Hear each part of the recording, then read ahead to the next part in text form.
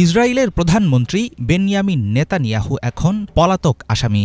মাথার উপর ঝুলছে আন্তর্জাতিক অপরাধ আদালতের জারি করা গ্রেফতারি পরোয়ানা।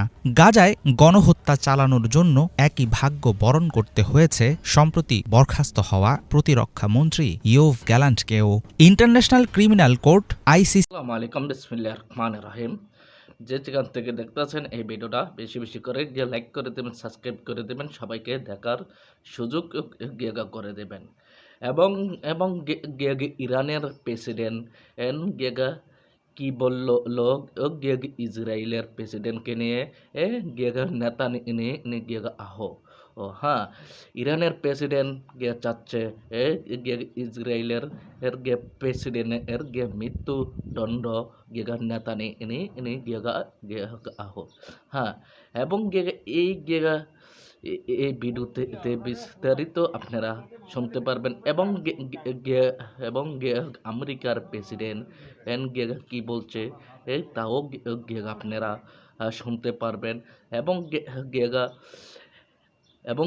ইসরায়েলের প্রেসিডেন্ট বর্তমানে পলাতক আছে, সে দেখুন, দেখলে শুনতে পারবেন।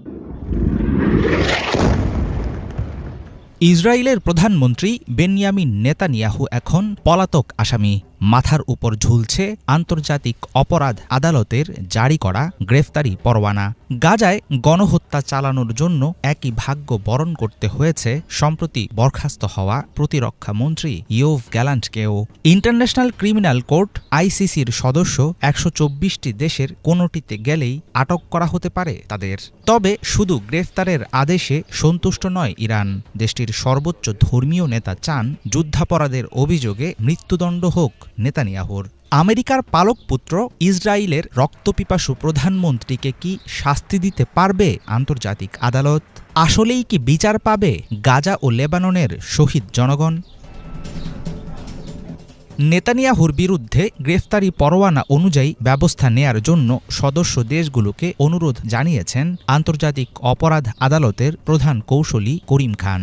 এর মধ্য দিয়ে সদস্য দেশগুলোতে আনুষ্ঠানিকভাবে সীমিত হয়ে পড়ল নেতানিয়াহুর চলাফেরা।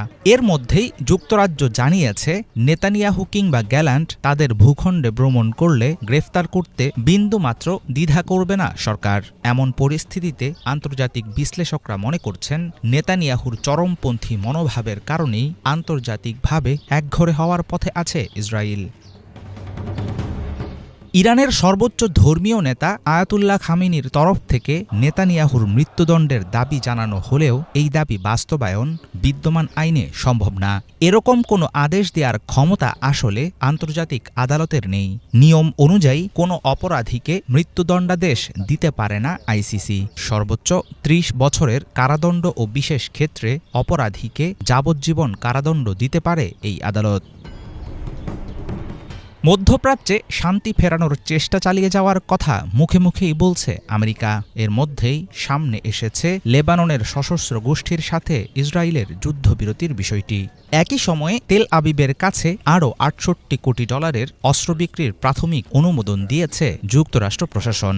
এমন পরিস্থিতিতে মার্কিন প্রত্যক্ষ মদত পাওয়া নেতানিয়াহুকে সত্যি সত্যি কাঠগড়ায় দাঁড় করানো যাবে এবং সেটা অচিরেই ঘটবে এমন সম্ভাবনা দেখছেন না আন্তর্জাতিক বিশ্লেষকরা।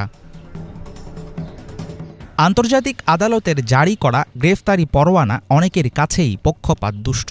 ইসরায়েলের সামরিক পদক্ষেপ নয়, বরং গাজায় মানবিক সহায়তা ঢুকতে বাধা দেয়ার জেরে এই মামলা। প্রকাশিত বিবৃতিতে স্পষ্ট জানিয়েছে আইসিসি।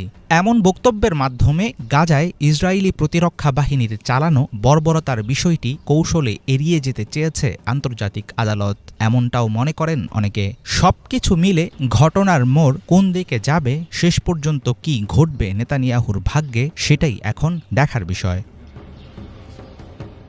হাফিজুল ইসলাম, বাংলা ভিশন।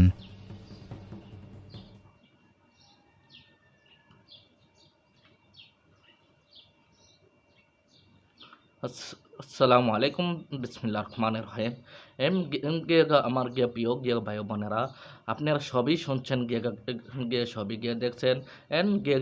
ইরানের ধর্মীয় নেতা তা প্রেসিডেন্ট কি বলল লোক ইসরায়েলের প্রেসিডেন্টকে নিয়ে এবং গিয়েগা কিনুক গিয়েগা রাষ্ট্র গিয়েগা কিনুক রাষ্ট্রের গিয়ে প্রেসিডেন্টকে গিয়ে মৃত্যু গিয়েগা দণ্ড দিতে পারে না এবং গিয়েগা দিতে পারে এরে গিয়েগা যাবজ্জীবন 30 বছর এবং এতটুকু গিয়েগা দিতে পারে গিয়েগা মৃত্যুদণ্ড গিয়েগা দিতে পারে না এবং গিয়ে ইসরায়েল গিয়ে বর্তমানে গিয়ে পলাতক এবং গিয়েগা বিস্তারিত তো মতামতগুলো আপনারা মেসেজের মাধ্যমে গিয়ে জানিয়ে দিবেন। আসসালামু আলাইকুম।